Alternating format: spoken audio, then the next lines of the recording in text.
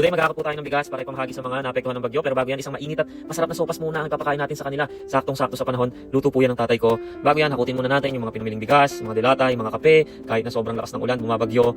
At baha na naman sa amin. Pero hindi na po katulad ng mga nakarang araw na mataas. At papunta na kami para mamili. May mga lugar pa po sa amin na malalim yung baha, so hindi pa rin safe na lumabas kasi delikado kasi baka may stranded, tumirik yung mga sasakyan. So, tigil pa rin sa bahay. Pinilit lang po talaga namin makabili ngayon para may pamigay na sa kanila as soon as possible kasi kailangan na ng mga tao.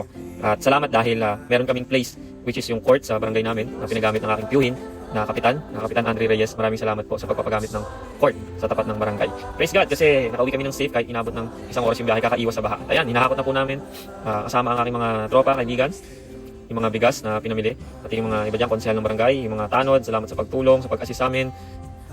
Ayan, at dyan na po namin i-repack. Ayan, napakasarap ng sopas, luto ng tatay ko yan. Grabe, tinitignan mo pa lang, ang sarap na, di ba? At ito, nag-repack na kami. Again, ang kasama ko po dito, mga volunteer, mga pinsan ko, kababata ko, kaibigan ko.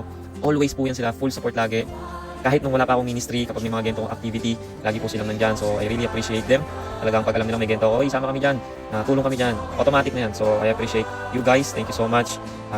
You're the best. Talagang, yan. Sila po lahat nagbalot niya. Tapos na kami mag-repack, nakita niyo yung sopas, parang pasyente yung nilagay niyo sa upuan. Sobrang init kasi bagong luto. Ayan, nag-enjoy lang kami kahit umuulan.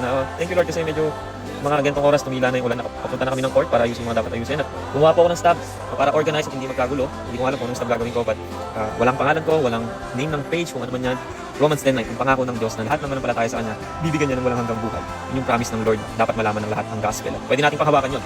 Bago kami mag-start mamigay, ayan po, prayer muna. Pinaka-importante. Pray po muna kami. And then ayan, nag-start na kami mamigay. Sobrang nakakatawa ng puso dahil kahit alam nyo, hindi ganun kadami yung relief goods, talagang na-appreciate nila, grateful sila na may ganitong blessings. Maraming salamat. Though 250 stabs lang na napamigay namin, hindi lahat mabibigyan, yung pinaka-challenging part. Pero nakakatuwa yung mga taong na-appreciate nila. Talagang makikita mo na nagpapasalamat sila. Lagi namin sinasabi na galing kay Lord yan. Wala nang ibang pinanggalingan yan kundi kay Lord. Kaya pasensya na po sa mga hindi nabigyan. Talagang yun ang mahirap pag limited lang yung kaya mong ibigay. May mga taong hindi talaga maaabutan. So you need to explain to them. But God willing, next time, maaaring may next time, God willing, kayo naman yung mabibigyan. Thank you so much. Ayan, medyo tumila na dyan. So yung pila, pinapila na namin hanggang labas. Kasi sa loob ng court, nakikita nyo medyo basa-basa pa. At maraming nakapark na motor. So hindi po talaga pwede, kailangan nakapila, organize para inabot na kami ng 1 hour. Ayun, nag-enjoy lang kami. Sobrang saya namin kahit puyat, kahit pagod. Makita lang namin na na-appreciate nila yung maliit na tulong na inabot natin sa kanila galing kay Lord. Nakakatuwa na po. I hope this inspires you as well to help other people, not for our own glory, not for our own self-interest, but for the glory of our Father in heaven. Kasi tayo ay steward lang. Ano ba binigay sa'yo ng Diyos na pwede mong magamit to glorify Him and to advance His kingdom and to lead other people to Christ? Yun lang. Anong binigay sa'yo ng Diyos? Talent ba yan? Wealth ba yan? Gamitin mo yan para sa Panginoon.